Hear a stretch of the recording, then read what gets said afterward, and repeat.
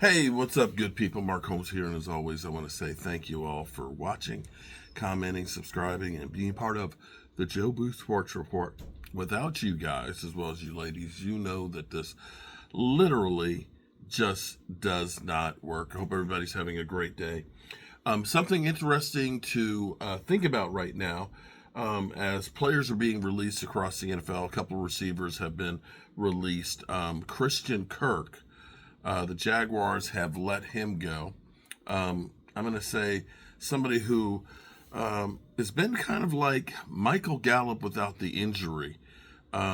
He's steadily, he had a great season his third year with 1,100 yards and has since gone downhill, 787 and 379. The Jaguars are letting him go. Yeah, but as opposed to Jonathan Mingo, a guy we traded a fourth round pick for, he does in his career have 5,000 yards in receiving. Another one that's interesting that's also released too is Tyler Lockett.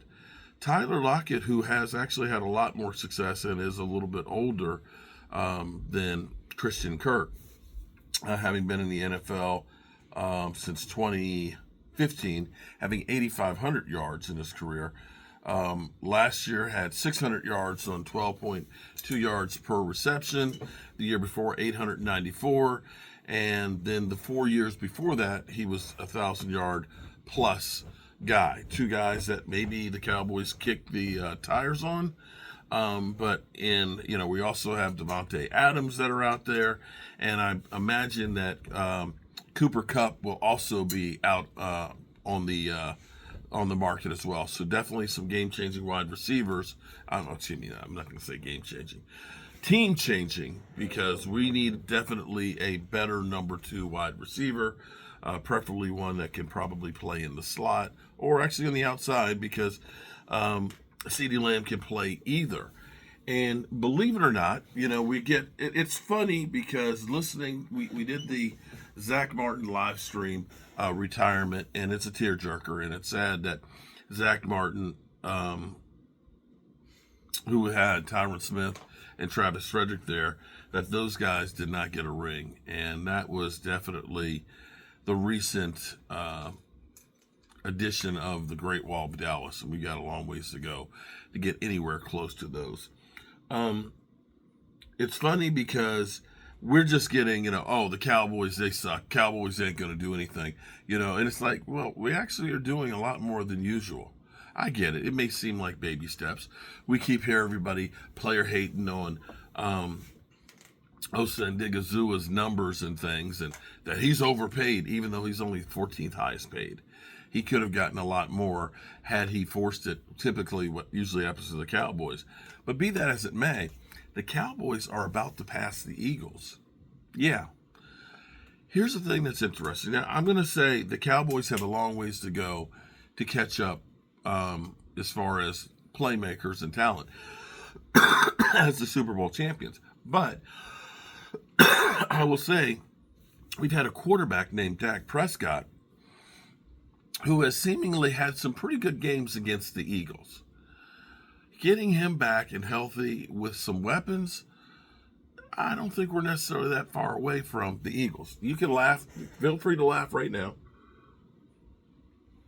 I'm going to drink some more water because I got this cold in this sore throat. But here's something that's interesting. As Chris Canty and crew says, well, they, $17 million, they're not going to do a whole bunch of $17 million. Well, here's the thing that's interesting. The Eagles have been cutting players, big play Slay and Bradbury and things, and re-signing Saquon and stuff. The interesting thing is the Eagles at this moment, as we speak right now, the Eagles have, let me look at it, $21.946 million to spend. And they're talking about, of course, trying to get Myles Garrett.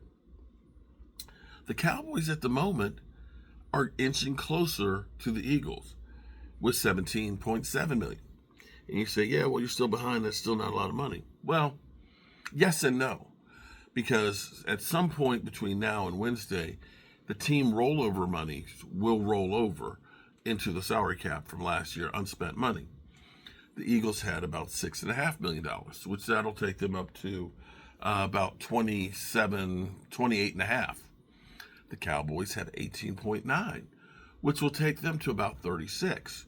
So all of a sudden, we've got, $9 million more than they do in salary cap.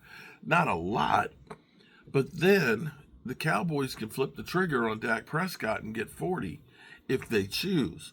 And if they go ahead and get Micah Parsons, which they're negotiating with now, the Cowboys could still be sitting here with $90 million, having now signed all of their restricted free agents, having got Osa and stuff under contract, having flipped the trigger on CD Lamb, and could be a player in free agency. Now, I don't know if the Cowboys will do anything in there, but the Cowboys have freed up more capital than they ever do.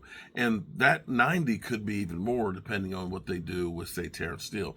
They could restructure his, or they could decide to move on from him and say, we're going to go ahead and try and just find a veteran right tackle. There's like Jordan Lewis, where they could get about another $7-8 million out of that contract, and releasing some of the safeties that we think they could be actually having more cap money than anybody else. Easily, they can be a top 3 going into free agency. Now, I'm not trying to suggest that the Cowboys go crazy and think that we're just going to build a team through agency. I kind of like the concept of selectively aggressive. Get me a lights out wide receiver. Get me a Devontae Adams. I'd be happy. I'd be happy as shit. Get me a legitimate number 2 wide receiver. Get me another defensive lineman. And, maybe a cornerback. You get me 3 players in free agency and then go into the draft, you might end up being a lot better than what a lot of these people think that you're going to be.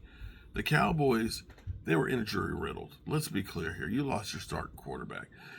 You lost your number 2 wide receiver. You didn't figure out your running game till midway through the season.